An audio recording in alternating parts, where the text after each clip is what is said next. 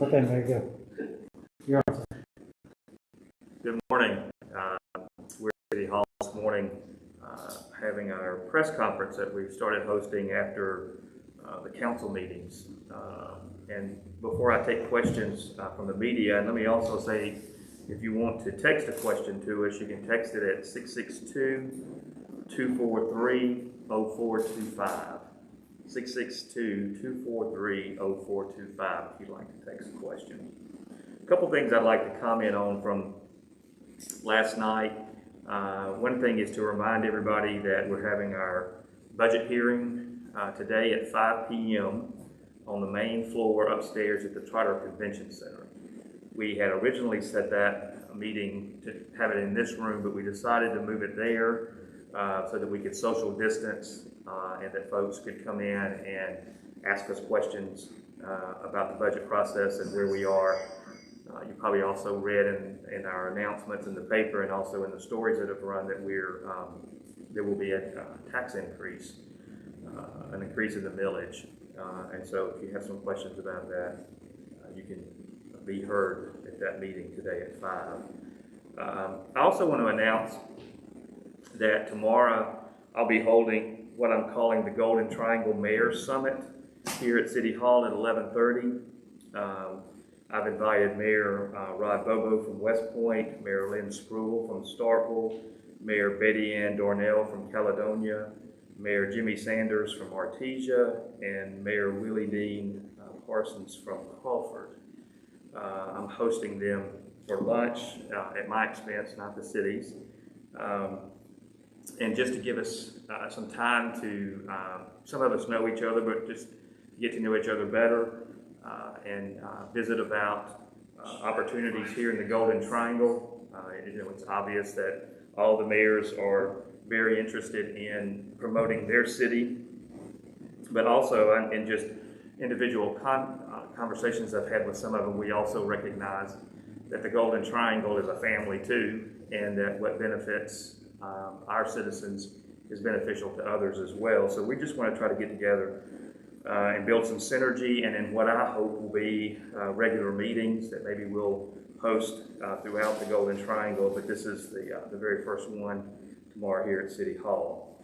The other thing that I wanted to address again was the fact that the council voted last night for us to advertise for consulting firms for planning and engineering and compliance of the American Rescue Plan Act. We're going to start advertising for that this week.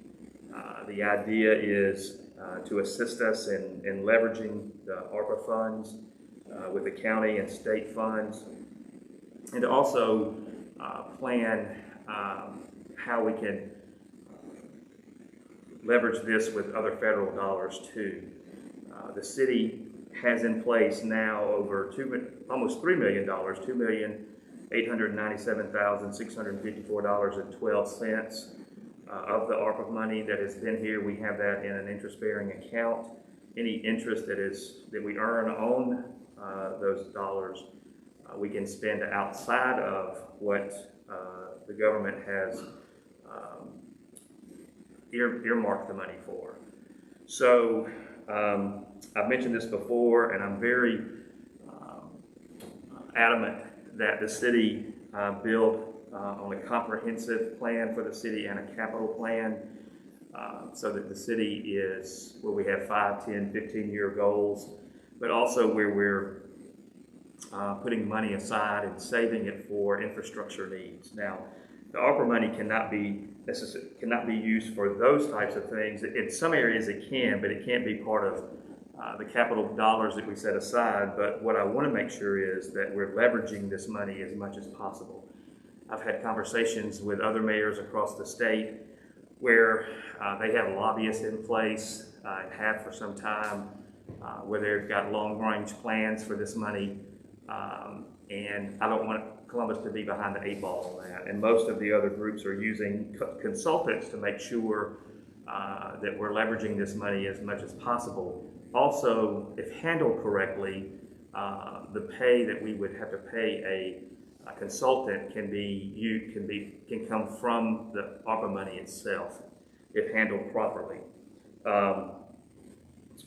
It's also important to know that even though we're taking these bids, the council does not have to accept any of them if we don't find them to be appropriate for the city and where our vision is for the future. This is just an opportunity for us to look at some bids from separate consulting groups and their requirements when you advertise like this for federal dollars that we have to follow, and we'll be following those guidelines. Again, if you're just now joining us and if you'd like to text a question to us, it's 662-243-0425. And with that, I will see if we have any questions from the media, or well, before I do that, there are a couple of other things. There's one other thing. We did go into executive session last night, and our counsel is here. I'm going to let him come up and speak to what the council did during executive session. Jeff? Good morning. During executive session, the mayor and city council took up 3 matters of personnel in the police department relating to job performance of particular employees. And they terminated 1 employee for conduct unbecoming. They suspended 1 employee for first offense, failure to keep the body camera turned on during a dispatch call. And they suspended 1 employee for second offense for 30 working days for the same violation. How long was the first offense suspension? The policy says 10 days.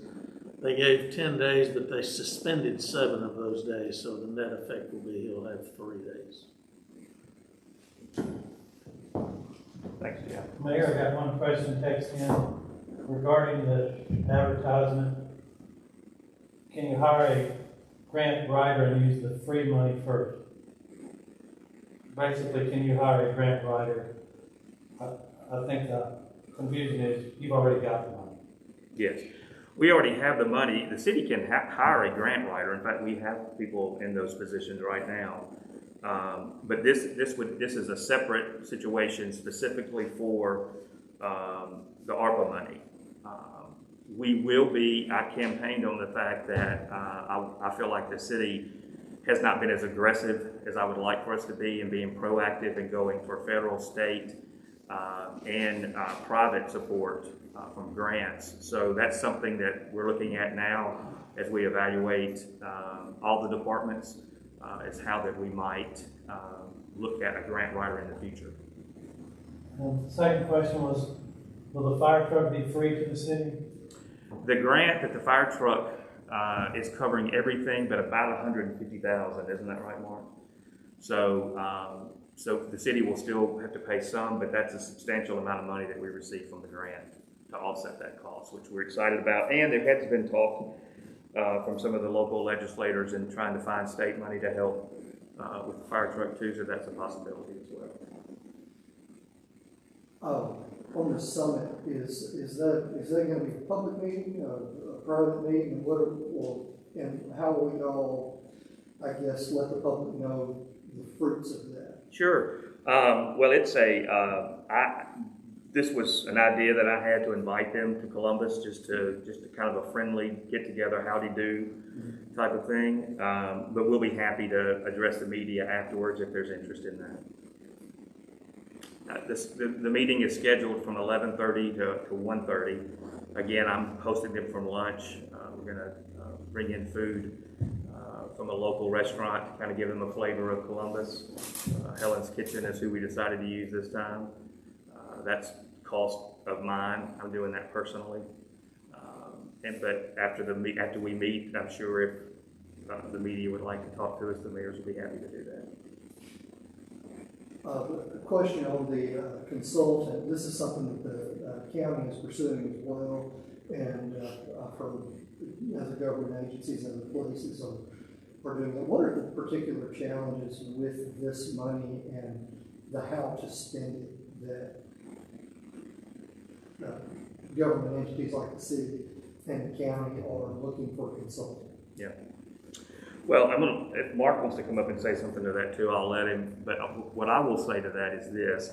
When we were at the Mississippi Municipal League meetings this summer down on the coast, the Lieutenant Governor spoke about the importance of the cities, especially making sure that they're getting good advice on how to use the funds. Some of the information has changed since the federal government first put this in place. There are a lot of different areas that you can and cannot use the dollars. He made the statement that municipalities should become very good friends with their local supervisors, because from what he was stating at the meeting, that it's going to be harder for the county to spend than it would be for the cities, obviously. But there's also some state dollars. Some of the municipalities have already been meeting with the governor and lieutenant governor, talking about where their priorities are and how they would like to see the monies matched. We have not done that at this point. So I want to be very aggressive in trying to move forward on that. So the thing that you don't want to do is you don't want to have to give any of the money back. And there are deadlines along the way that you have to meet. I think we have until 2026 to spend the money. But if you're going to do some long-range planning, like for not infrastructure, but for the things that we could do within the city, for sewage and that type of thing, you've got to plan well out for that. So that's what we're trying to do, is just to make sure that we're picking the right areas to focus this money, but that we're also leveraging it as high as we can. Mark, do you have anything you want to add to that? If you've got something you think will... Well, this is infrastructure and revenue loss during the pandemic. Mm-hmm. Those are two of the things that you can spend it on. It's not infrastructure. It's not sewer broadband. That's right, water, sewer, broadband. Yeah. That's the specificities. Yeah. Okay. And when you were talking about, when you're talking about leveraging that money and forming that capital improvement plan / fund for later, you're talking about, you would have to use some of that money maybe for some of these projects, and with federal money, it frees city money up to go into that fund. That's what you're saying. Well, basically what I'm saying is there's, from the people that I've talked to that are experts in this area, already some consultants, there have been several people that have reached out to the city, obviously, when they found out that we were getting this money. They were telling us some of the things that you could potentially do to have it matched. When you're working on grants like that, there's specific wording that you can use that will open the door for matching funds that you might not normally think about, right? So there are a lot of people who do this on a day-to-day basis, this type of grant support, and that's what we're trying to tap into. So using some of the federal dollars as grant? Yes. Okay. The question, Mayor, on the same subject is, shouldn't there be requirements for those consultants that you're going to use, that you did today? Your bid did specify requirements. Yes, there will be, when the bids go out, there will be requirements, specific. Are these going to be, what kind of firms are we talking about here? Are we talking about financial consultants, or are we talking about policy consultants? Well, there's some groups that do all those things. They have that all those things rolled into one firm. But for this specifically, I would predict that we'll be hearing a lot from engineering firms who have, most engineering firms now have a wide range of consulting groups that they work with within there's some that have lobbyists that work out of DC, and they have offices in Mississippi and all around the country. So that would be my guess where a lot of them would come from. Larger firms like that with a lot of capacity to help in all the areas that we could potentially be using that money for. But it could be smaller ones too. Anybody's open to apply within the specifications. And is it 5.6 that y'all are slated to receive all of that? I think at the end, yes. Yeah. Yeah, and we have just under $3 million of that already in place. Okay, and the other money will come in. Is that coming in via reimbursement, or is it? Do y'all know when y'all will get that other money? Jody, It comes in two halves, a year apart. 2 half a year apart, yeah. So you've got half of it now, and then the other half comes next year. Right, automatically. You automatically. have until the end of 2026 to spend the last day of the year. Yeah, and because of the size of the city, ours comes directly from the federal government. The county receives theirs from the state. So basically, there are possibilities of ways that the money that the city has, we can leverage with the county, what they have. We can also leverage with money that the state has. There's also a possibility that there could be some extra federal support that would match some of these dollars, is my understanding. That's all you got? The question was, will there be hearings or public meetings to discuss how the city will spend that money? Yes, absolutely. Will the consultant interviews be public? Yes.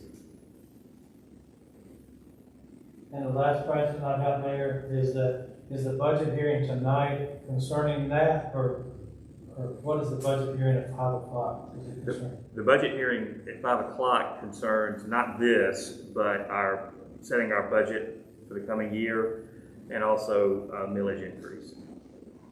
That's fine. Okay, that seems to be all of our questions. Feel free to reach out to me on Facebook or by email if you have other questions that we didn't get to during this press conference. We appreciate everybody